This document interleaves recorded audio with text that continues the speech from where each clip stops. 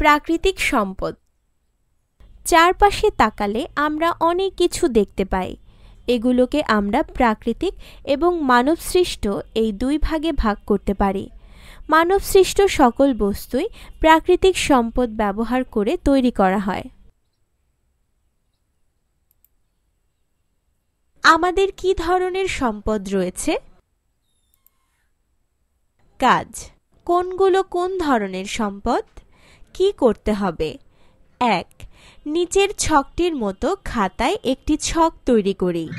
প্রাকৃতিক সম্পদ, মানবসৃষ্ট সম্পদ। 2. নিচের ছবিগুলো দেখে কোনটি প্রাকৃতিক এবং কোনটি মানবসৃষ্ট সম্পদ তা খুঁজে বের করে ছকে লিখি। 3. কাজটি নিয়ে সহপাঠীদের সাথে আলোচনা করি।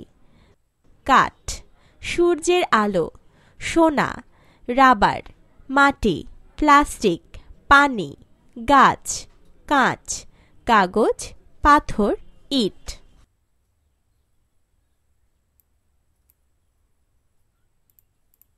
সারসংক্ষেপ। সম্পদ হলো এমন কিছু যা মানুষ ব্যবহার করে উপকৃত হয়। সম্পদকে দুই ভাগে ভাগ করা যায়, যেমন প্রাকৃতিক সম্পদ এবং মানবসৃষ্ট সম্পদ। প্রাকৃতিক সম্পদ প্রকৃতিতে পাওয়া যে সকল সম্পদ মানুষ তার চাহিদা পূরণের জন্য ব্যবহার করে থাকে তাই প্রাকৃতিক সম্পদ। মানুষ প্রাকৃতিক সম্পদ তৈরি করতে পারে না। সূর্যের আলো, মাটি, পানি, বায়ু, গাছপালা, পশু পাখি ইত্যাদি প্রাকৃতিক সম্পদ।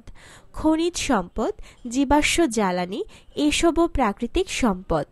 প্রাকৃতিক সম্পদ থেকে আমরা খাদ্য, বস্ত্র, বাসস্থান এবং শক্তি পেয়ে থাকি।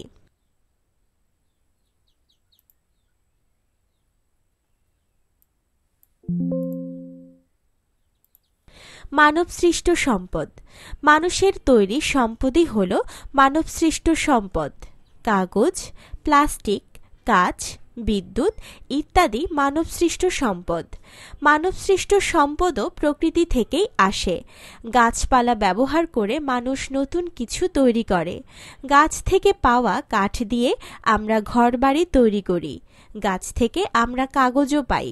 আবার বালি কেউ তৈরি করে না, এটি প্রকৃতিতে পাওয়া যায়, আর এই বালি থেকে কাঁচ তৈরি হয়। মানবসৃষ্ট সম্পদ আবার অন্য সম্পদ তৈরিতে ব্যবহৃত হয়। বালি, কাঁচ, গ্লাস, গাছ, কাঠ, বাড়ি। 2. প্রাকৃতিক সম্পদের যথাযথ ব্যবহার। শক্তি উৎপাদন এবং নতুন কিছু তৈরি করার জন্য আমরা প্রাকৃতিক সম্পদের উপর নির্ভরশীল।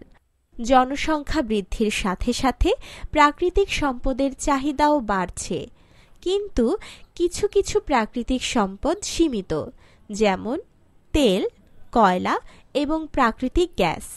আর তাই আমাদের এই সকল সম্পদের বিকল্প খুঁজে বের করতে হবে, পাশাপাশি এর যথাযথ ব্যবহার করতে হবে।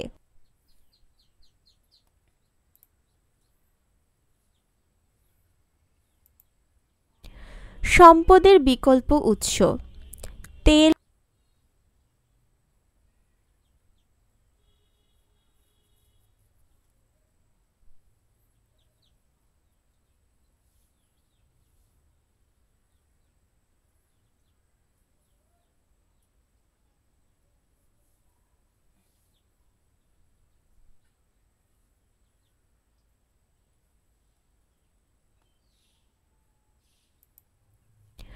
সম্পদের বিকল্প উৎস।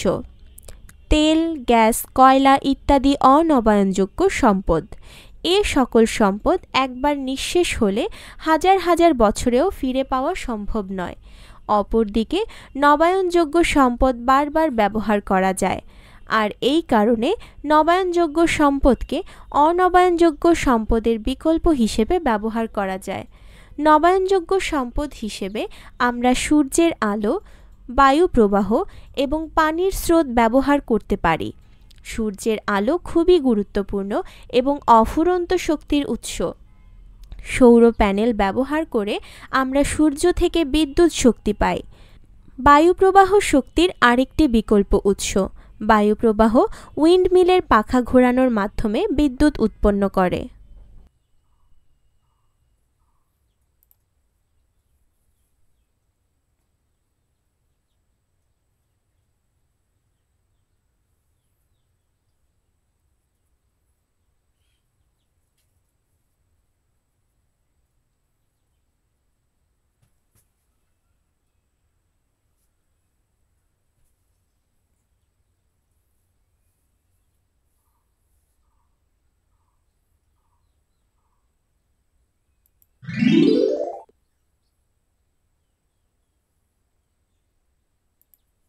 প্রাকৃতিক সম্পদের যথাযথ ব্যবহার।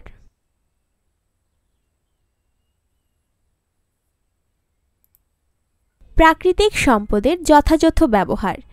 প্রাকৃতিক সম্পদ সংরক্ষণের জন্য এর যথাযথ ব্যবহার খুবই গুরুত্বপূর্ণ। শক্তির ব্যবহার কমিয়ে বস্তুর পুনর্ব্যবহার এবং রিসাইকেল করার মাধ্যমে আমরা সম্পদ সংরক্ষণ করতে পারি। সম্পদ সংরক্ষণের মাধ্যমে আমরা ধীরে ধীরে পরিবেশ দূষণ কমাতে পারি।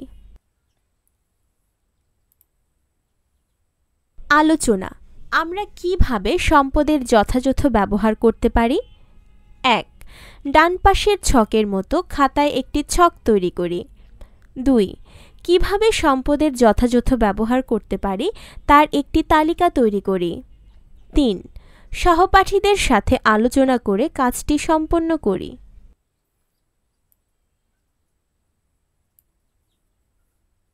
১. সঠিক উত্তরে টিক চিহ্ন দাও। ১. নিচের কোনটি প্রাকৃতিক সম্পদ? ২. কোন সম্পদটি সীমিত?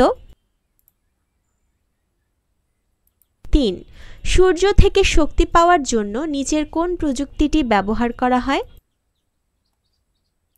৪. নিচের কোনটি মানবসৃষ্ট সম্পদ?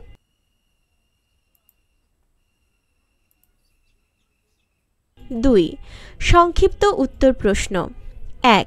মানবসৃষ্ট সম্পদের ৫টি উদাহরণ দাও। ২. অনবায়নযোগ্য সম্পদের ৩টি বিকল্প সম্পদের উদাহরণ দাও। ৩. আমরা কিভাবে প্রাকৃতিক সম্পদের যথাযথ ব্যবহার করতে পারি? ৪. মানবসৃষ্ট সম্পদ কি? ৫. মানবসৃষ্ট সম্পদ কোথা থেকে আসে? ৩. বর্ণনামূলক প্রশ্ন। ১. কেন নবায়নযোগ্য সম্পদ অনবায়নযোগ্য সম্পদের বিকল্প হিসেবে ব্যবহার করা উচিত? ২. প্রাকৃতিক সম্পদের যথাযথ ব্যবহার কেন প্রয়োজন? ৩. প্রাকৃতিক সম্পদ ও মানবসৃষ্ট সম্পদের মধ্যে মিল ও পার্থক্য কোথায়? ৪. একটি সুন্দর বাড়ি তৈরি করতে তোমার কোন কোন প্রাকৃতিক সম্পদ ও মানবসৃষ্ট সম্পদ প্রয়োজন হবে? সংক্ষিপ্ত উত্তর প্রশ্ন।